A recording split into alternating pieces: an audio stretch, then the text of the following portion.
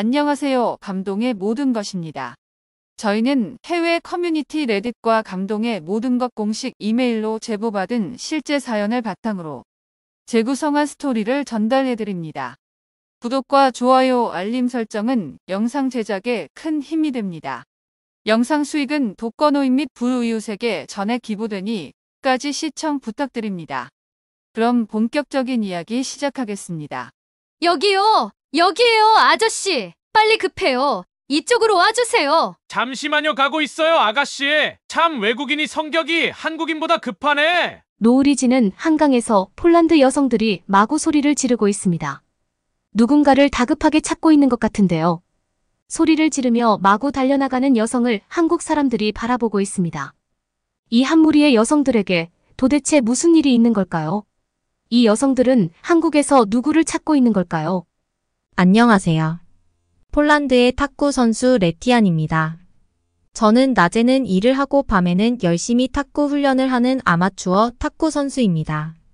저는 항상 전 세계를 여행하며 다양한 문화를 경험하고 경기를 하는 것을 꿈꿔왔습니다. 그래서 우리 팀이 성공적인 시즌을 마치고 포상 휴가를 받을 자격을 얻었을 때 기대감이 가득했습니다.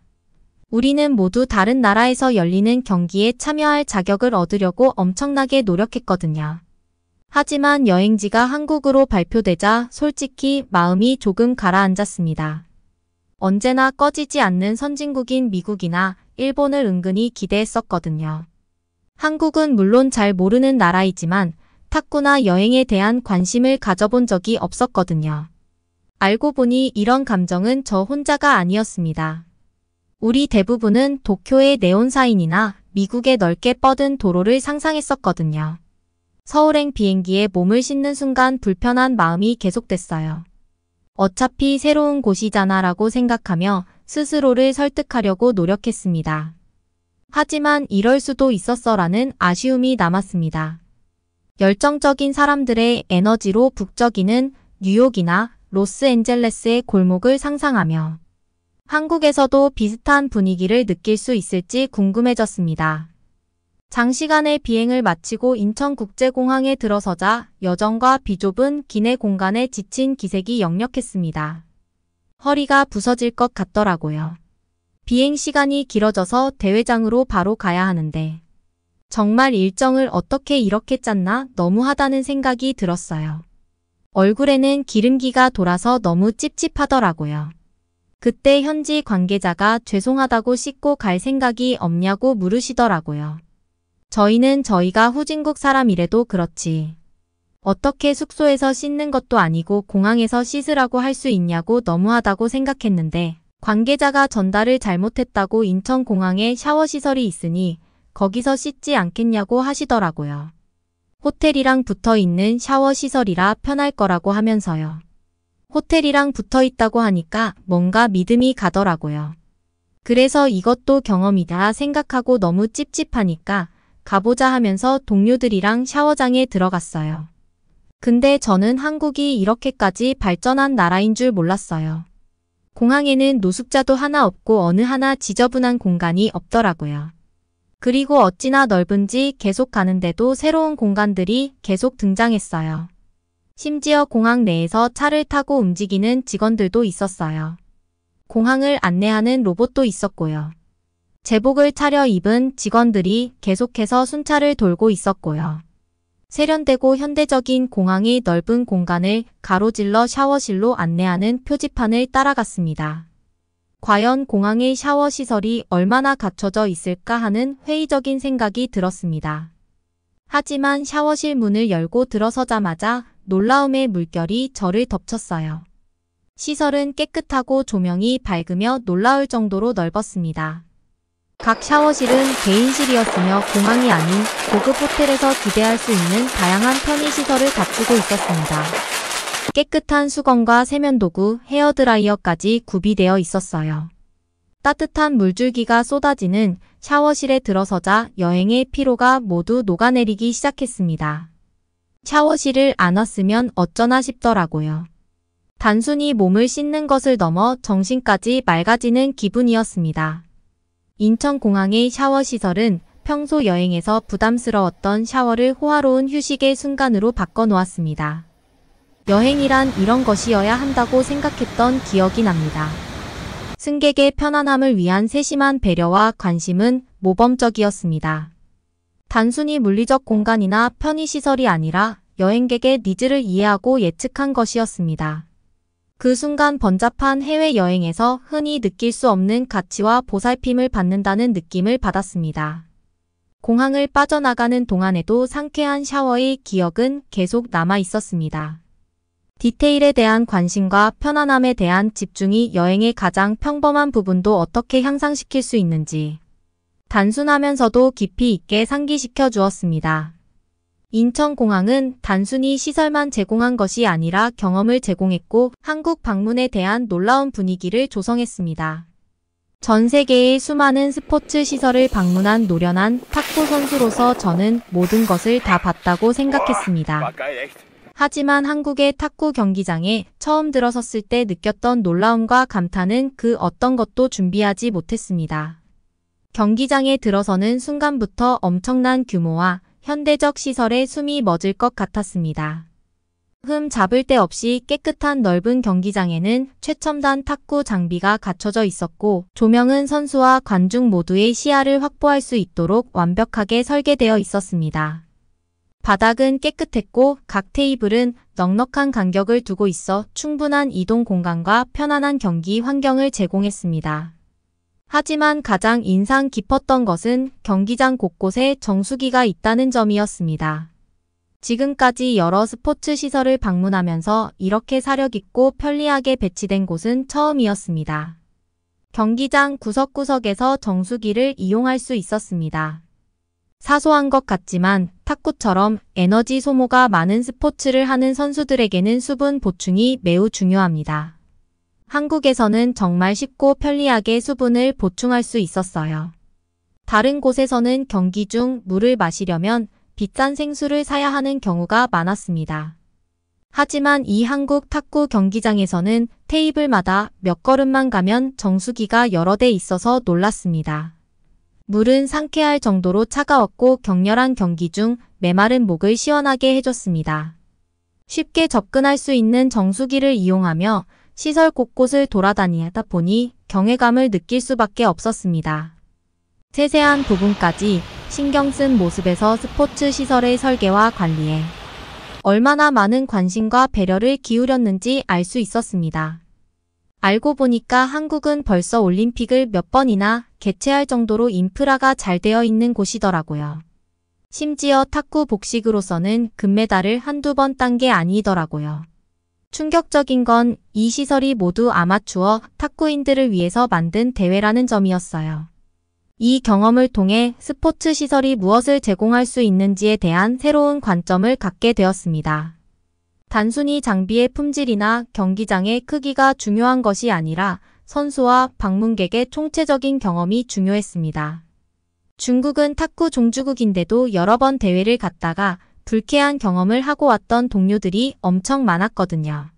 그래서 탁구 종주국임에도 불구하고 가고 싶다는 생각이 들지 않았었는데 이런 경험을 하게 해준 한국이 너무 감사했어요. 주택가에 자리한 한국의 에어비앤비 아파트에 도착했을 때만 해도 평범한 숙박이 될 거라 예상했습니다. 하지만 아파트 단지 입구에서 마주한 광경을 믿을 수가 없었어요. 아파트로 향하는 길의 복도를 따라 여러 개의 문 앞에 수많은 상자가 가지런히 놓여있는 특이한 광경에 눈을 뗄 수 없었습니다. 처음에는 의아했습니다. 집에서는 소포를 이런 식으로 방치하는 것은 거의 도난의 초대장이나 다름없었거든요. 왜 주민들이 택배를 이런 식으로 공공장소에 방치하는지 이해할 수 없었습니다. 호기심이 발동한 저는 지나가는 이웃에게 물어보았습니다. 놀랍게도 그 상자는 실제로 주민들이 집을 비운 사이에 배달된 택배라는 거예요. 정말 놀라웠던 것은 그 상자들이 보안에 전혀 신경 쓰지 않고 복도에 그대로 방치되어 있었다는 사실이었습니다. 이웃 주민은 웃으며 그거 가져가서 부자 되는 것도 아닌데 남의 거 가져가서 뭐 하냐고 말했어요. 그리고 한국에 CCTV가 잘 되어 있어서 남의 거 가져가면 바로 경찰서에서 만나게 된다고 하시더라고요. 폴란드는 길거리에서 핸드폰만 하고 있어도 핸드폰을 뽑아가는 경우도 있어서 정말 놀랐어요. 게다가 다음날 이 택배 시스템을 저도 이용해 볼 일이 생겼는데요. 대회 관계자분이 아침에 필요한 것들을 다 준비해 두었으니까 물, 간식 같은 것들을 아침에 챙겨오라고 하시더라고요. 어디 있냐고 물어봤더니 내일 아침에 문 앞에 있을 거니까. 그냥 문 앞에 있는 것들을 들고만 오면 된다는 거예요. 그러더니 갑자기 아 맞다 수건을 빠뜨렸네 하면서 그 자리에서 핸드폰을 만지시더라고요. 그래서 저희는 수건 정도는 저희도 탁구 선수라서 들고 다니니까 그건 저희가 챙기겠다고 말했어요. 그랬더니 막 웃으시면서 대회 준비하는데 그 정도도 안 주면 어떡하냐고 말씀하시는 거예요. 그러면 어떡해요 했더니 지금 시켜도 내일 문 앞에 있을 거니까. 컨디션 관리 잘해서 내일 보자고 말씀하시더라고요. 정말 다음날 아침에 일어나 보니 문 앞에 물이며 과자며 의심했었던 수건까지 놓여 있었어요. 한국의 신뢰 수준과 공동체 보안 의식은 전에는 경험하지 못했던 것이었습니다. 이곳에서는 개인 재산에 대한 집단적 존중과 함께 범죄에 대한 강력한 처벌 인식이 공유되어 있었습니다. 이 발견을 통해 한국과 우리나라의 사회적 차이에 대해 다시 한번 생각해 보게 되었습니다. 무인 택배의 안전뿐만 아니라 이러한 관행이 신뢰와 존중, 공동체의 책임감을 바탕으로 구축된 사회를 상징하는 것이었습니다. 또한 제가 생각하는 것보다 한국이 얼마나 발전한 건지 놀랍고 부럽더라고요. 심지어 더욱 놀라운 점은 탁구협회가 협찬을 받았다면서 스마트 기기를 모든 선수 단원에게 무료로 주신 점이었어요. 저희는 수상을 하지도 못했는데 이런 기기를 막 주셔도 되는 건지 정말 놀라웠어요. 스마트 기기가 좋다고 들어서 가지고 싶었지 사지는 못하고 있었는데 이렇게 주시니까 얼마나 감사했는지 모르겠어요. 나중에 보니까 지하철에서 한국 분들은 이런 시계를 많이 차고 계시더라고요. 시계를 차니까 제가 얼마나 걸었는지 뿐만이 아니라 칼로리를 얼마나 소비했는지까지 보여주더라고요. 옆에 있는 동료들이 얼마나 좋아하던지 운동을 더 하고 싶은 생각이 들더라고요. 여의도를 방문할 계획으로 서울 지하철을 처음 탔을 때 다른 대도시의 지하철에서 경험했던 번잡함과 혼잡한 승강장 제가 길을 헤맬 것을 대비하고 있었어요. 하지만 서울 지하철에서 만난 서울 지하철은 저에게 깊은 인상과 즐거운 놀라움을 선사했습니다. 가장 먼저 눈에 띈 것은 청결함이었습니다. 역은 깨끗했고 바닥은 반짝반짝 빛났으며 질서와 정돈된 느낌은 전에 본 적 없는 것이었습니다. 전광판에는 여러 언어로 실시간 정보가 표시되어 있었고 지하철 그림 소리와 같이 직관적인 정보를 보여주고 있어서 저 같은 외국인이 시스템을 이해하기가 너무 쉽더라고요. 저는 영어를 못하는데도 말이에요. 하지만 정말 놀라웠던 것은 전체 운영의 효율성과 사용자 친화성이었습니다. 열차는 한국에서 거의 경험하지 못했던 정시 운행이 이루어졌습니다.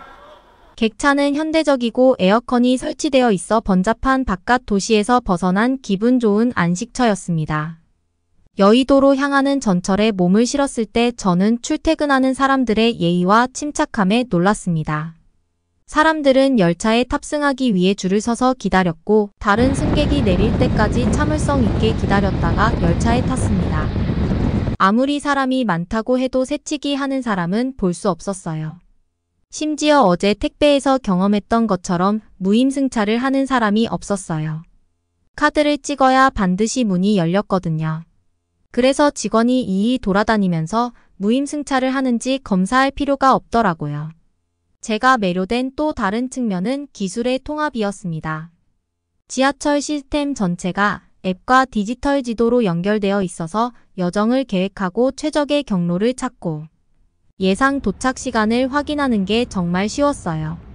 이 정도의 연결성과 기술 통합은 다른 곳의 대중교통에서는 찾아볼 수 없는 수준이었습니다. 열차가 여의도를 향해 달리는 동안 저는 바깥 풍경에 감탄하지 않을 수 없었습니다. 지하철이 가끔씩 지상으로 드러나면서 숨막히면서도 흥미로운 도시의 모습을 엿볼 수 있었습니다. 특히 여의도로 가는 길은 현대적인 고층 빌딩과 한강이 어우러져 아름다운 풍경을 더했습니다. 뉴욕 지하철에 대해 감탄하는 사람은 본 적이 없는데 서울 지하철은 감탄이 나오더라고요. 목적지에 도착하자마자 저는 이 여행이 얼마나 스트레스 없이 효율적으로 진행되었는지 되돌아보았습니다. 여의도의 번화가로 나가면서 저는 서울의 지하철 시스템에 대해 새롭게 감사하는 마음을 갖게 되었습니다. 편리함, 청결함, 현대성에 대한 서울시의 노력이 돋보이는 경험이었으며 한국 방문에서 기억에 남는 순간이었습니다. 여의도에 도착해서는 한강에서 음식을 즐겼어요. 옆에는 한국 사람들이 많이 있어서 저도 한국 사람이 된 것 같은 기분이 들어서 기분이 좋았어요. 한국으로 오는 비행기를 탈 때만 해도 제가 한국을 이렇게 즐거워할 거라고 생각도 못했는데 말이에요. 저희는 돗자리도 준비를 해오지 못했는데 이미 역 앞에서부터 돗자리부터 해서 삼겹살, 치킨 모든 것들을 팔고 있더라고요. 심지어 전화를 하니까 한국에서는 주소도 없는 저희에게 음식을 배달시켜줬어요.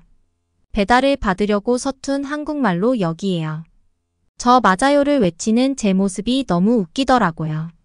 심지어 제가 외치니까 한국분들이 길을 비켜줬어요.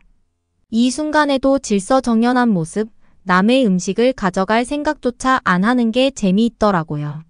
생각해보니까 한국에서는 불편함을 느껴본 적이 없다는 사실을 깨달았어요. 외국인이라고 해도 이 모든 편의를 누릴 수 있게 해준 한국 사람들에게 얼마나 감사했는지 몰라요. 저는 저에게 이런 경험을 제공해준 한국에 너무 감사하면서 반드시 돈을 모아서 온전히 한국에서만 한 달 살기를 해볼 생각이에요. 그걸 위해서 지금 정말 열심히 돈을 모으고 있습니다. 사실 동료들 중에서는 꼭 한국을 경험시켜줘야 한다면서 갔다 온 지 얼마 안 돼서 가족들을 데리고 여행 간 친구들도 많아요. 저는 한국을 즐기려면 일주일 정도로는 안 될 것 같아요. 얼마나 즐거운 도시인데요. 다음에 다시 오면 온갖 것들을 다 해볼 거예요. 한국 사람들이 저에게 보여준 신뢰를 다시 경험하고 싶어요. 오랜 장인 정신으로 만들어진 여러 패션 용품과 미남 미녀가 많기로 유명한 이탈리아에서 종교적인 이유로 혼전 순결을 원하지 않으면서도 지켜오던 미모의 패션 모델이 있습니다. 그녀는 촬영 도중 이건 아니라는 생각에 촬영장에서 갑자기 소리를 치며 감독과 말다툼을 시작하는데요. 과연 무슨 일이 있었던 걸까요? 그럼 본격적인 이야기 시작하겠습니다. 안녕하세요. 제 이름은 예니콜라고 합니다. 오늘 제가 꼭 알려드려야 할 사연이 있어서 찾아왔어요.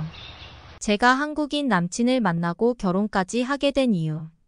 그리고 한국에서 겪었던 충격적인 사건에 대해 알려드리려고 합니다. 안녕하세요. 저는 최고의 명문 기숙학교인 가톨릭 학교에서 공부하고 자랐습니다. 저희 집안은 아주 뿌리 깊은 가톨릭 집안이었거든요. 보고 계시는 분들 중에 혹시 성당을 다니시는 분이 있다면 죄송합니다. 그런데 제가 할 말은 해야겠어서 양해 먼저 부탁드립니다. 저는 솔직히 혼전 순결에 대해서 너무나 마음에 들지 않았어요. 말 그대로 제 몸을 제 자유대로 쓸 수 없다는 이야기를 듣다 보니 괜히 오히려 반발하고 싶은 마음이랄까요? 그렇다고 해서 제가 남자를 막 만나고 다니는 해픈 여자도 아니었죠. 남녀공학이지만 그렇다고 남녀가 같은 기숙사가 아니었으니까 말입니다. 남자 사람 친구 정도는 있었어요. 그리고 저에게 고백하던 남자도 많이 있었어요. 그러나 저는 당시 또래 남자아이들에는 전혀 흥미가 없었죠. 다들 빼빼 마르고 저를 휘어잡는 카리스마도 없었습니다. 대신 저는 친구들끼리 돌려보는 것으로 제 욕구를 충족했어요. 바로 한국 드라마였죠. 사실 저희 학교는 허용되지 않은 전자기기를 사용할 수 없습니다.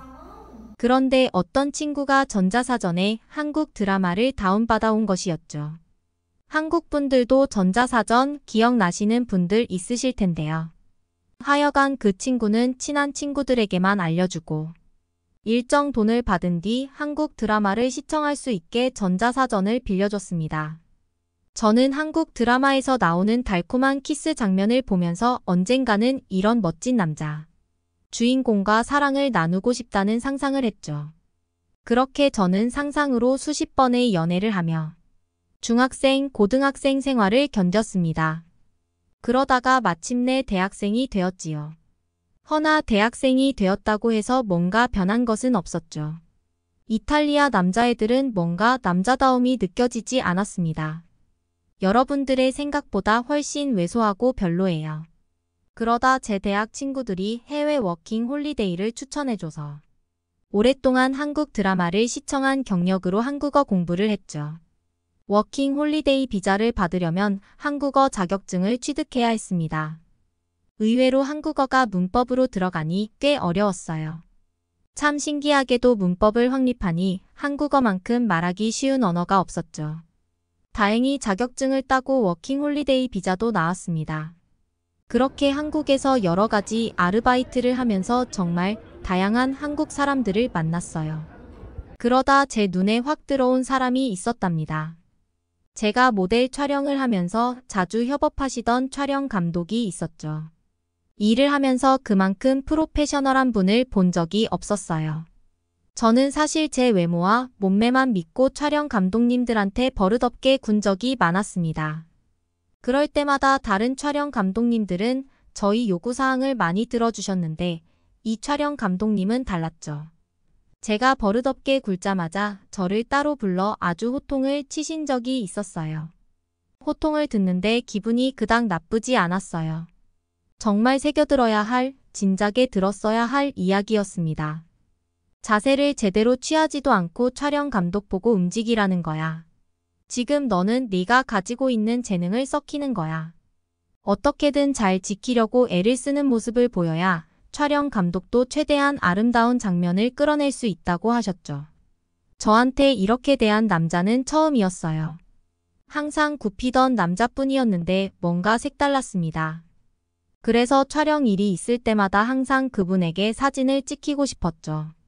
그래서 매니저분한테도 최대한 이분을 촬영 감독으로 섭외해 달라 했고요.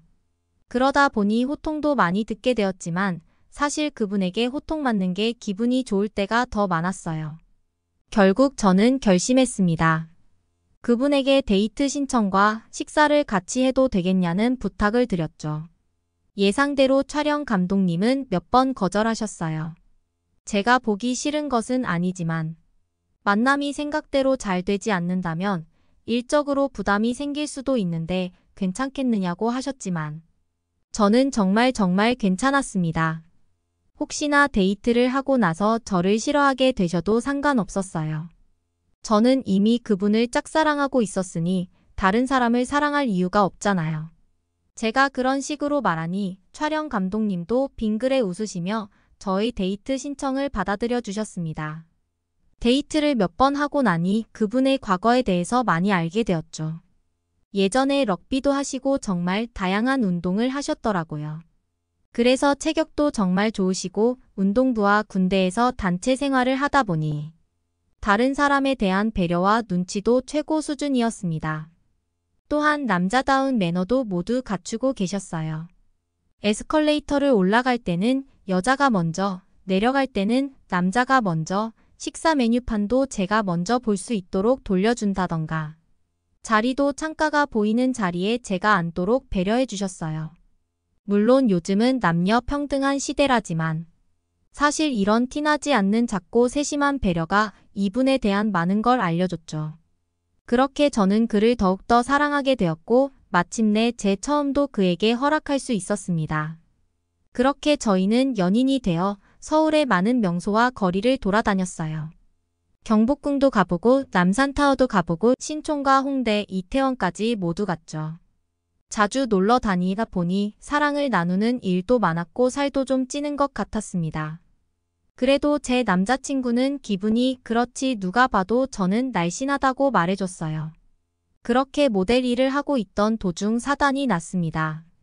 남자친구와 사귄 이후 뭔가 기운이 허한 때가 많아졌긴 했지만 일하는 데는 지장이 없었어요. 그런데 당시 봄에서 여름으로 넘어가는 시기에 야외 촬영이 있었는데 그때 제가 서 있지 못하고 결국 풀썩 쓰러지면서 정신을 잃었습니다. 정신을 잃고 나서 눈을 뜨니 남자친구가 제 손을 잡고서 안타까운 표정으로 저를 보고 있더라고요. 그리고 제 팔에는 영양수액이 꽂혀 있었는데 약간 입에서 피 맛이 나는 게 코피도 좀 흘렸나 싶었습니다. 남자친구는 너무 걱정하지 말라고 큰 병에 걸린 건 아니니까 괜찮다고 했죠. 그래서 안심하고 있었는데 의사 선생님이 들어와 충격적인 말씀을 하셨어요. 축하를 드려야겠네요. 임신하셨습니다. 저는 뭔 황당한 소리인가 싶었어요. 저희는 할 때마다 피임을 꼬박꼬박 했거든요. 남자친구도 깜짝 놀란 얼굴로 의사 선생님의 설명을 들었죠. 피임법은 거의 확실하게 임신을 막는 건 사실이지만 정말 아주 희박한 확률을 뚫는 게 불가능한 것 아니라고 하셨습니다. 물론 임신을 했다고 해서 불안하지는 않았어요. 제 옆에 저를 사랑하는 남자친구가 있었기 때문이죠. 남자친구는 그 자리에서 저를 책임지겠다 말해주고 결혼 준비를 서둘렀습니다. 그리고 지금까지 임신했는지 전혀 알지 못해 미안하다고 말해줬어요. 저는 전혀 미안할 일 없다고 했습니다. 나조차도 제 뱃속에 아이가 있는 줄 전혀 몰랐으니까 말이죠. 다만 제 부모님께는 비밀로 하기로 했습니다. 제가 완전 조신하고 독실한 가톨릭 신자인 줄 아시거든요. 하여간 저희는 급하게 결혼식을 올리고 저는 한 아이의 엄마가 되기 위한 준비를 하게 되었죠. 피팅 모델 일을 그만두고 충분히 영양분을 섭취하며 남자친구 집에 함께 살면서 좋은 감정을 유지하려 애썼습니다. 그닥 노력할 일도 없었던 것이 남자친구가 완전히 저를 위해 생활 패턴까지 바꿔주었기에 그닥 힘들지 않았어요. 친한 친구들과의 술자리를 포기하고 저와 함께 있는 시간을 더 늘리기 위해 노력해주는 모습을 보면서 역시 나의 남자 보는 눈은 틀리지 않았다라는 생각이 들었지요. 그의 사랑 덕분에 아이를 더욱 빨리 보고 싶은 마음뿐이었습니다. 초음파 사진으로 그와 저의 사랑의 결실을 보면서 아이에게 전념할 수 있는 사람이 되어야겠다는 생각을 했죠. 이렇게 말하다 보니 결국 제 자랑이 되어버렸네요. 앞으로 저희 부부 많이 응원해주세요. 오늘의 사연은 여기까지입니다. 응원이나 남기고 싶은 말이 있으시면 댓글로 남겨주세요. 사연자분께 전달해 드리겠습니다. 저희 감동의 모든 것은 실제 사연 제보를 받고 있습니다. 채택되신 분께는 선물도 드리고 있습니다. 저희의 사연이 여러분의 하루의 작은 힘이 될 수 있었으면 좋겠습니다. 지금까지 한국의 감동적인 이야기를 전해드리는 감동의 모든 것이었습니다. 구독과 좋아요를 눌러주시면 영상 제작에 큰 힘이 됩니다. 감동적인 사연을 주변 사람들에게 공유하고 함께 이야기 나눠보세요. 끝까지 시청해주셔서 감사합니다. 더욱 더 좋은 영상으로 찾아뵙겠습니다.